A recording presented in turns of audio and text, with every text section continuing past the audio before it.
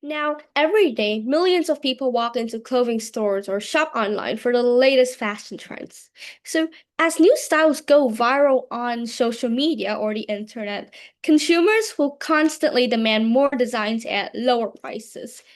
However, behind these affordable, trendy clothes is a reality that many of us have never seen before. What if I tell you that producing fast fashion quickly and cheaply often comes at a human cost, with factory workers facing poor treatment, poor working conditions, and sometimes even labor exploitation? So, first, you may wonder, what is the fast fashion industry about? So, these are basically clothes produced mainly in factories with hundreds or sometimes thousands of workers, and they have a high quantity of designs produced within 1 or 2 days to catch up with clothing trends. Fast fashion industry offers a cost-effective means for companies to profit from global manufacturing, and consumers will feel satisfied in order to catch up with clothing brands trends from these garments in the most affordable and the cheapest way ever. However, what is the problem with the status quo? First, we know that some people, or actually all of us, used to overlook the dark side of fast fashion because no one tells us that workers in the garment industry face hazardous working conditions, wage theft, long hours being locked up in buildings, inadequate payment, gender-based harassment, or sometimes even children exploitation there. No one tells us when they produce a huge amount of products with the lowest production costs, while these factories are selling it with slightly higher costs for fast fashion brands such as Shane, Zara, H&M. And the cost of labor and the payment for the people who work there is often very low. The reason why we can't stop this is because that the government's regulations are often loosened very loosely and easy to get away with from during checking of the working environment. And I would say that the current society, very less of the government actually views this as a serious issue. These are usually minor issues in the view of the society right now, and I'm going to prove why it is not. So, on my first claim is that let's take in the case of the collapse of the Rana Plaza factory in Bangladesh in 2013. This is also known as the deadliest event in the garment industry as well as the fast fashion industry in the history.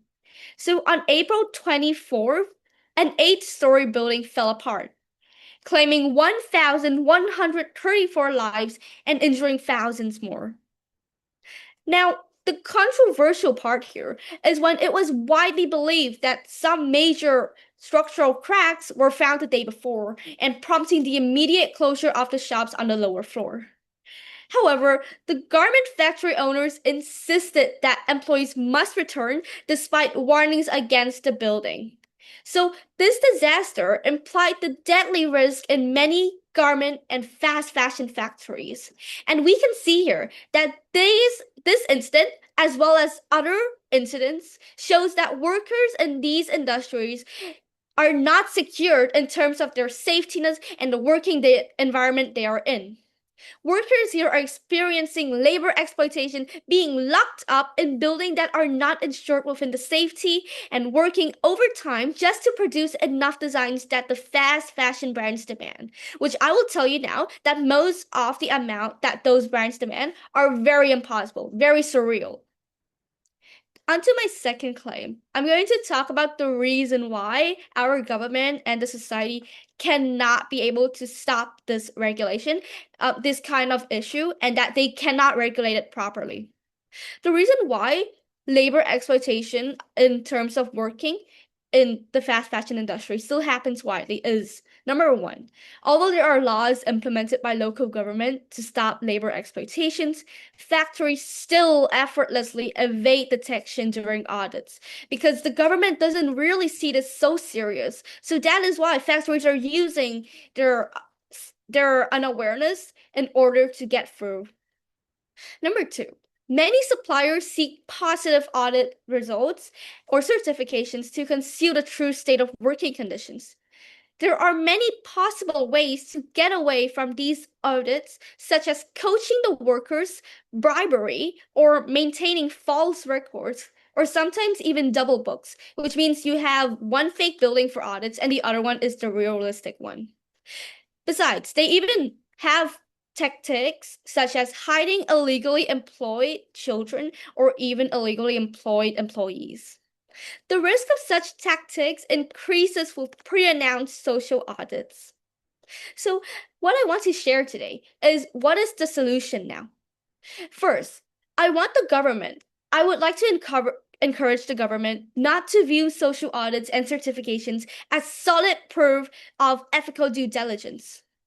Second of all, there should be laws to penalize brands demanding impossible amount of products within a short deadline, because this forces factories to use illegal overtime for survival. So if a brand is demanding a factory to produce perhaps 2,000 products, 3,000 products a day, the factory needs to use more time, overtime the worker, laborly exploit the worker in order to reach that goal. Number three, and finally, in order to strengthen this industrial regulation, I require that brands must be legally responsible for the factory failing to inspect working conditions ethically. Because right now, most brands are not totally responsible for what happens. So what will the world look like now? There will be stricter regulations, can help factories be more aware and reduce such acts. Second of all, this would boost fashion brands to try and monitor better as well as have more responsibility. And finally, this would give benefits and less unfair treatment or terrible treatment to the stakeholders. And this problem, we believe it can reduce gradually. Now, in conclusion, while the proposed solutions cannot put a total end to labor exploitation in the garment industry, they can help reduce the risk of factories going through loopholes to avoid adverse findings due to audit diligence. There are multiple disasters that highlight the importance of campaigns and the implementations of stricter laws for these garment factory industries to address labor exploitation. We believe this will end if we put more regulations in it. Thank you.